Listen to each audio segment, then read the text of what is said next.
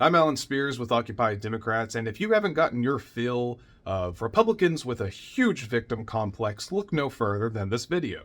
Yes, Byron Donalds, a Republican from Florida and VP contender for Donald Trump, is making headlines today as he will not stop this endless tirade of lies about the FBI and this so-called assassination attempt against Trump.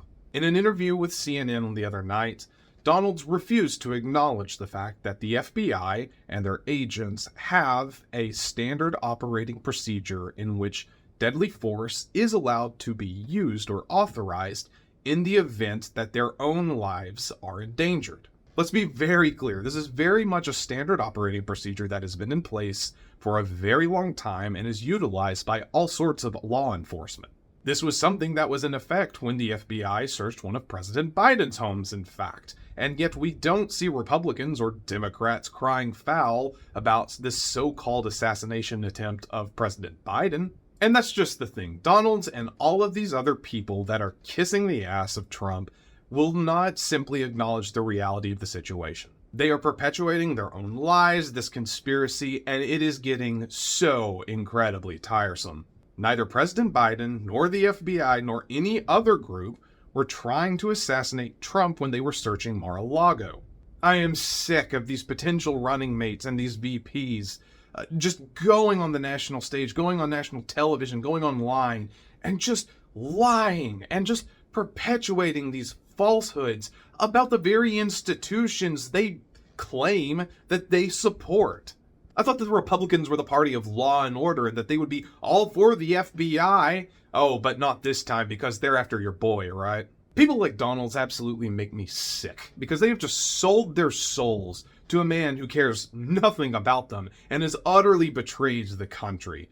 Take a look for yourself and see what Donalds had to say. Congressman, I just want to know that you are not responding to a very simple question about a conspiracy theory that you voiced. What conspiracy theory? That the FBI, by having on a document that they are authorized to use deadly force, was trying to harm or assassinate former President Trump. That is false. Will you acknowledge that? Can I be very clear with you? Sure. I'm not sure what Merrick Garland is trying to do these days. So the answer because is it is no. clear that the Department of Justice is being weaponized true. against Donald Trump. That is clear. That's pretty extraordinary. That they're weaponized against Donald Trump. That's not extraordinary. That's what's happening right now, It's pretty extraordinary that when faced with really clear facts, very clear facts, it's pretty much black and white, you won't acknowledge it. I'm trying to understand why. Abby, we just had this conversation. Is it because the former president himself has raised this conspiracy that you feel like you have to support it? I've not even talked to the president about this. You asked me a question about the FBI raid. I'm telling you, we are witnessing a weaponization of the Department of Justice against a political rival because Donald Trump had documents covered under the Presidential Records Act. They raided Mar-a-Lago. I'm not litigating. Joe Biden had documents, and there's no prosecution because he's a senile old man. I'm not arguing with you that's not even equal validity justice of the charges. It's a simple question of whether the raid was carried out in a way that was standard operating procedure for the FBI. And as I'm sure you know, the Republican Party calls themselves a party of law and order. Yes, of course. The FBI, as law enforcement officers, they go and they execute search warrants every day under the threat of violence. And they have to have that language every single time to protect themselves. In this case, though, they coordinated with the president's lawyers. They coordinated with the Secret Service. Why would you insinuate that that was some kind of attempt at former President Trump's life? Abby, I'm not making any insinuation. It's very simple to just say that's not true. The only thing I'm saying is that what we have witnessed is an uneven application of the law by the Department of Justice. You had Hillary Clinton, Hillary Clinton violated the Espionage Act. There were no charges. You're changing Joe Biden the subject. because the purpose of the warrant is because of classified material, is it not? I'm not talking about But you have the an purpose unequal of the warrant. application of the law. I'm talking You have about a two-tier system of justice that you don't want to actually acknowledge. When you tell your supporters and the former president's supporters that there was a government attempt on the former president's life, and that is not true. That is a major insinuation, and it deserves to be walked back.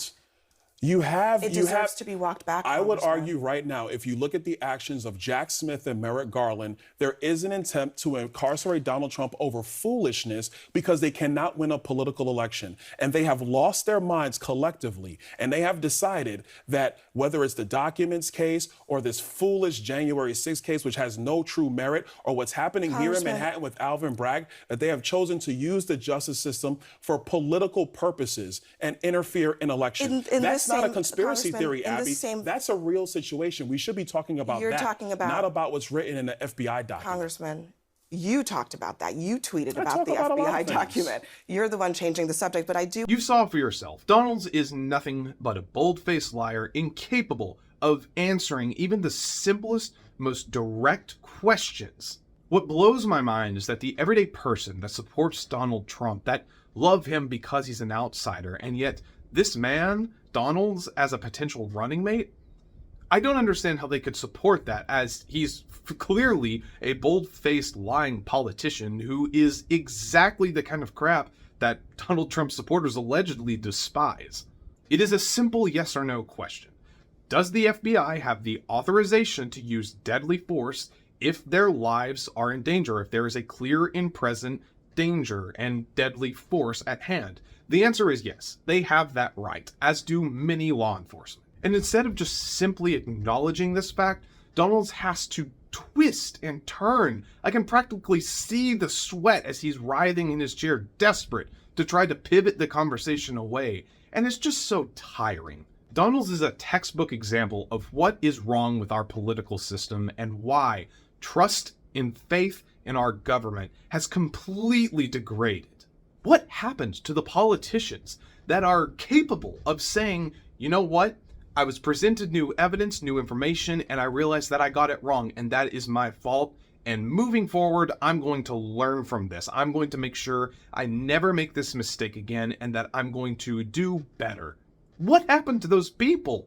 Are we really this far gone? Is this really the best the Republicans have to offer? For the party that loves cheering on law and order, they sure do have a great time seemingly breaking it and failing to acknowledge when they're on the wrong side of it. But we really shouldn't expect any better, I guess, at this point. This is clearly a man who's a top contender for Trump's VP pick, and if he gets it, well, good luck to all of us, I suppose.